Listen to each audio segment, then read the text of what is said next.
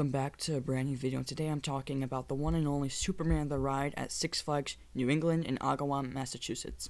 This ride has had its fair share of issues, retheming, and repaints, but today I'm going to ignore those and just talk about the ride experience.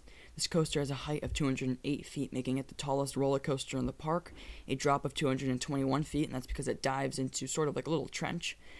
Zero inversions, of course, and it goes 77 miles per hour. It's a pretty long ride at 5,400 feet of track, and its duration is around 2 minutes and 35 seconds. The ride's sort of in the farther corner of the park in the DC themed area, along with the Catwoman's whip, and they also have like a wild mouse back there. I find that the best merchandise is located by this coaster. Anyway, it has a pretty nice plaza. You'll get to your station, they do let you pick your seat. I personally like the front row a bit more than the back, which is very unusual for me. That's because of roughness purposes.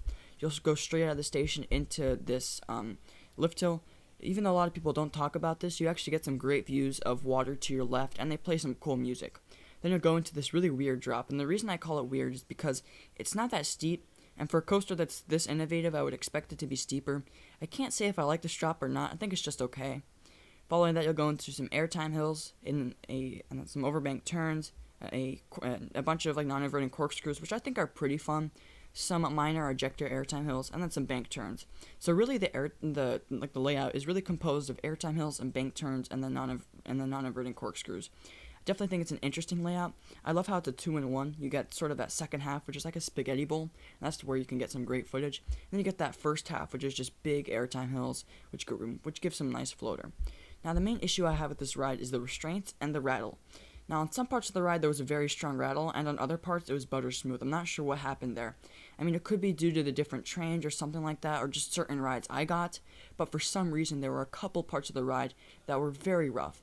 I'm talking about the helix and then some of the final bank turns. And then some other parts of the ride were very smooth, like the giant airtime hills. So yeah, the ride's pretty inconsistent. Some rides are great, some rides aren't that amazing.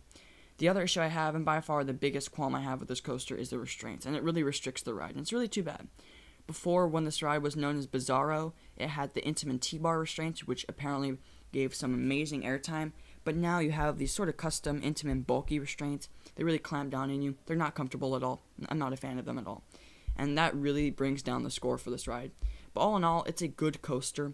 Definitely has some fair share of issues and fair share of good spots too. But for final grade, I'll be giving it a B-.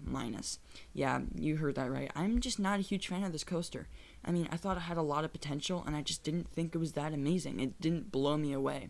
I would much rather ride most of the B&O Hypers I ridden, Sky Rush. That's not to say it's not a good ride. It's fine. It's a fine ride. And it's a great fit for the park. But I would much prefer ride, like Wicked Cyclone or pretty much any other hypercoaster. But with that being said, it's a great ride. I definitely recommend you go out and ride this. I wouldn't go to the park for this. I would really go for Wicked Cyclone itself. But yeah, this is a great coaster. And that wraps up my thoughts on it. Be sure to leave your thoughts down in the comment section below. This is Cupcake Coaster, and I'll catch you all next time.